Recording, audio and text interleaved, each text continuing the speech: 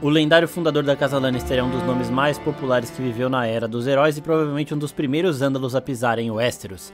A forma com a qual ele conseguiu sozinho conquistar o Rochedo Casterly é até hoje desconhecida, mas as teorias mais fortes em relação a isso ao menos comprovam que, assim como a maioria dos Lannister, ele era bastante astuto e focado em conquistar seus objetivos.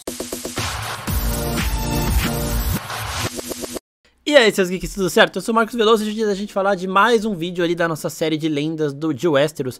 Falar aí de pessoas que são veneradas na história de Westeros como grandes heróis, fundadores de grandes casas ou pessoas com grandes feitos, sejam esses feitos bons ou ruins. No vídeo de hoje a gente vai falar de Lan o Esperto, que é visto até hoje como o fundador da Casa Lannister. Lembrando que assim como dos outros vídeos que a gente já fez, a história é meio nebulosa, porque faz muito tempo, aconteceu há muitas eras, e aqui nós traremos interpretações que correm na história de Westeros aí, sobre os feitos deste personagem, e no final eu darei o meu ponto de vista falando o que eu acho que realmente aconteceu com ele, assim como eu fiz no vídeo do Garth Greenhand, que tá linkadinho aqui em cima. Primeiro, não se sabe a origem de Lan o Esperto, não se sabe se ele era um dos netos de Garth Greenhand, né, filho de alguma das filhas do Garth, e aí isso tornaria ele um Westerosi, que são os nascidos em Westeros, ou se ele é um dos primeiros ândalos a pisar em Westeros. A invasão ândala aconteceu muito tempo depois, né, então ele não faz parte daquela turminha, ele seria um ândalo que veio muito antes disso.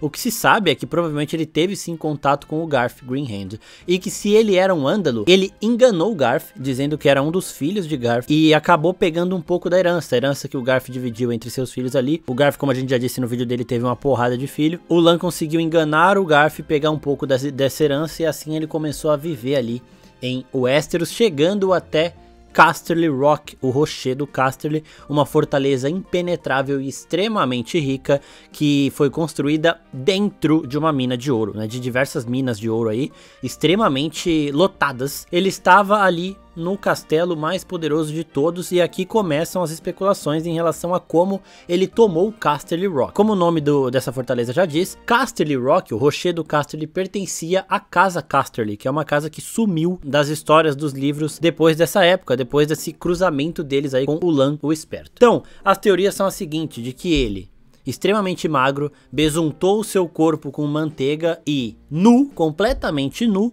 entrou em Rochedo por uma brecha, uma frestinha muito minúscula, que era uma passagem secreta que nenhum homem conseguiria passar.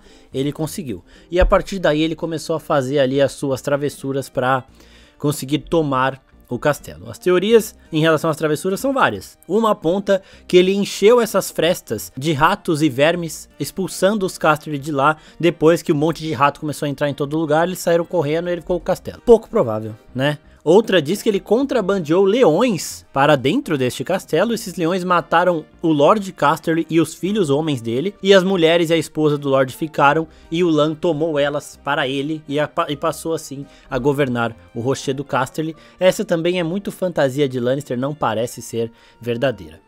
Agora, algumas das mais... Aqui, onde a lenda fica forte, né? As lendas de Lan o Esperto se baseiam muito nessas duas aqui. Uma é de que ele começou a assombrar os Casterly. Então ele entrava no quarto de um e fazia um barulho de um demônio. Ele entrava no quarto de outro e ficava uivando. Ele não deixava os Casterly dormirem. Ninguém sabia que ele estava lá.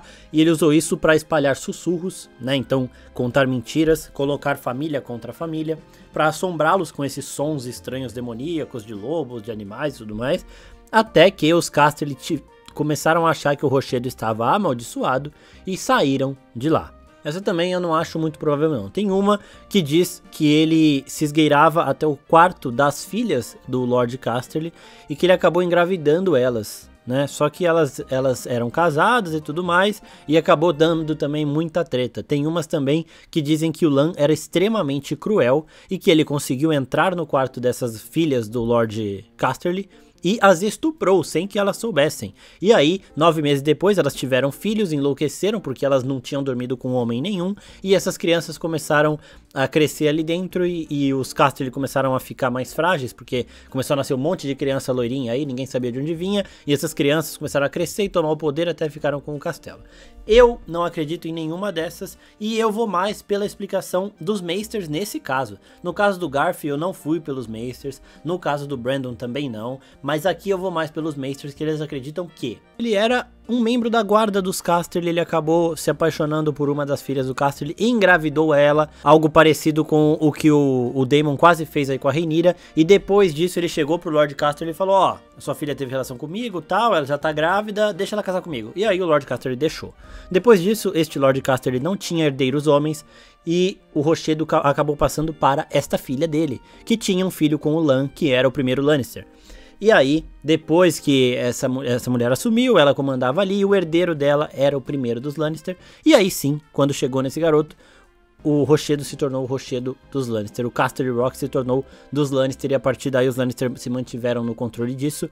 E os Casterly acabaram sumindo da história, não porque eles foram mortos, mas porque eles foram dissolvidos pelos Lannister. Então, o primeiro Lannister de todos, o Lan, o esperto, se casou com uma Casterly, e aí o primeiro filho deles já se chamava Lannister, não mais Casterly, e a partir daí foi só Lannister, e aí por isso que os Casterly foram apagados da história. Essa versão é muito condizente com o que a gente vê em Westeros acontecendo com diversas famílias, né, uma parada bem traiçoeira mesmo. Vamos supor que essa mulher Casterly que se casou com o Lan, o esperto, tivesse outros irmãos que são herdeiros antes dela, ou irmãs também que tinham outros filhos que também iam disputar o trono. O Lan poderia ter causado a morte dessas pessoas, como se fosse acidente, para que ele conseguisse ascender ao trono e colocar um herdeiro dele no maior posto ali do rochedo. Então isso é uma coisa que a gente vê em diversas histórias de diversas famílias de Westeros. É um costume bem sujo mesmo, mas que é bem condizente com o que a gente vê ao longo de toda a história de Westeros, a crueldade dessa guerra dos tronos. Agora as lendas que retratam um pouco do Lan o Esperto, não da forma como ele tomou o rochedo Casterly, dizem que ele roubou o ouro do sol para iluminar o seu cabelo, e ainda que ele viveu mais de 300 anos, gerando cerca de 200 filhos, uma centena de garotos ousados e outra centena de garotas belas, todos com os característicos cabelos dourados como o sol. Passadas algumas gerações, a quantidade de Lannister era tanta que os membros dos ramos menores deixaram Casterly Rock e se fixaram em uma vila próxima que ficou conhecida como Lannisporto. Então, os Lannister começaram a se procriar tanto. O Lan, segundo a lenda, o Lan teve 200 filhos e viveu até 300 anos. Tinha tanto Lannister ali, tanto lourinho, que não cabia mais, e uma parte dessa família desceu para uma vila próxima e acabou criando Lannisporto, que também é uma região pertencente ao Lannister, mas não aos Lannister mais importantes, que são os que vivem no rochedo. A única certeza é de que a casa Casterly sumiu das crônicas e histórias após isso, e que os Lannister passaram a crescer em quantidade e poder, até se tornarem uma das casas mais ricas e respeitadas de Westeros. Se vocês quiserem saber mais sobre a história da casa Lannister no geral, a gente fez um vídeo também, que é a nossa sériezinha das casas de Westeros. Depois assistam lá, porque eu explico um pouquinho melhor de como os Lannister eles são viciados em perder, comumente tomam partido pelo lado errado e tudo mais, e só na época do Tywin Lannister é que eles começaram a ter essa grandeza e começaram a ser verdadeiramente temidos. Também tem um outro vídeo onde eu falo mais do Tywin, né? Ele vai ganhar um vídeo só aqui também dessa de lendas de Westeros, porque por mais recente que ele seja, ele também é um herói lendário de Westeros que merece citação. Mas tem um vídeo onde eu falo da letra da música de Rains of Castamere, que é a música cantada lá no Casamento Vermelho, que é uma música que conta sobre um feito específico do Tywin Lannister, mostrando como ele é foda. E pra encerrar esse vídeo aqui, como a gente fez com os outros, uma frasezinha que algum personagem atual de Game of Thrones disse